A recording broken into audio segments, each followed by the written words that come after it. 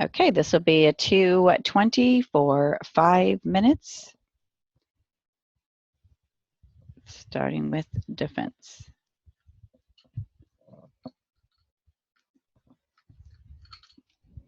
Go off the record for a moment, back on.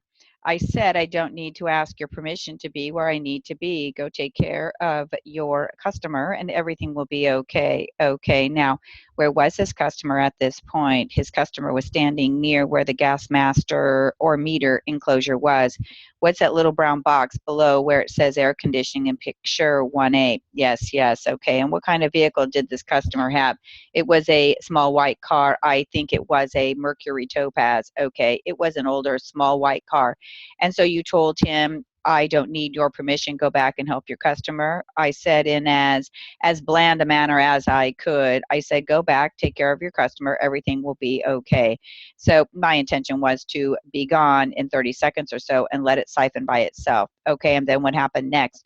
And the next thing I knew, just a matter of seconds, then I proceeded my work, just focused on my task, and I heard an engine revving up, heard the chirp of tires, and the car was just about on me, and the rear bumper, it was in reverse, and I didn't realize it was coming at me, but the car bumped my vacuum and the side of my leg at the same time, and I realized that he was in the car. Okay, was this white Topaz? Yes. Okay, so it was this customer's car, correct? Yes. Okay, I think it was that customer's car. He was there talking about it with him. Okay, after you said go take care of your customer, how long is it until you hear this engine revving?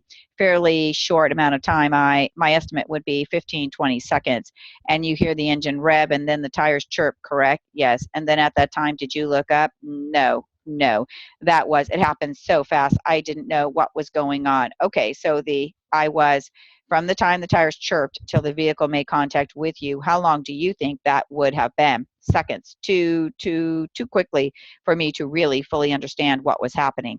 Okay, and it makes contact with the vacuum in your leg at approximately the same time. Yes, that was very close to parallel to the vacuum. Okay, what part of the vehicle made contact with your leg? The rear bumper.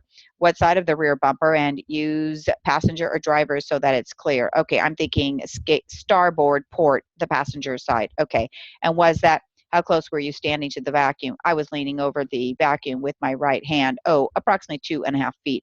Okay, and what part of this bumper struck the vacuum? The broad side of the bumper, the same part of the bumper. It's a wide plastic bumper cover that covers. Okay, was the, I think my leg and the vacuum were approximately the same height where they made contact. That would be okay. And which leg was it that the bumper made contact? My right leg. Can you approximate how fast the vehicle was going when it struck your leg? I can't.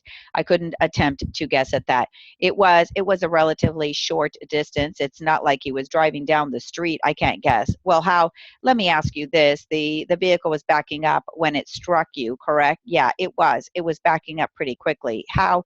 Because he did hit the brakes pretty hard to stop it just in time. Between the back bumper when the car was parked to where you were standing, where it made contact with you, how many feet is that? It looks to me about, it was probably a car length, a car and a half length. I'd say 1.5 car lengths.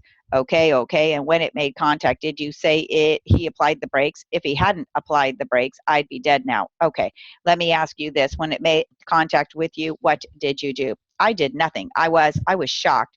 Okay, were you still standing up? Yes. Okay, did not throw you to the ground, correct? It did not knock me down. I absorbed the shock. Okay, close to losing my balance, but I did not lose my balance. I consider myself very lucky. I consider myself lucky the customer didn't come in for brake work.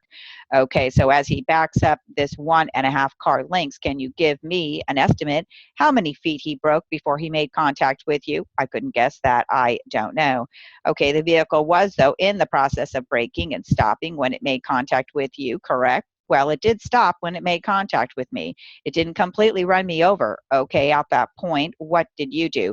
I kept leaning over for a moment, slowly stood up to compose myself, and tried to figure out what had just happened.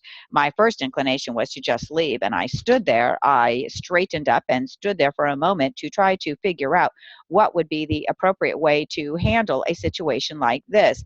Okay, and did you decide on an appropriate method to handle this situation? No, I'm a non-confrontational and calm person. I was more worried about what had just happened to me and what was going to happen. So I stood there for a moment. Okay, let me ask you, as you're standing there, do you notice anyone? Is there any other people around?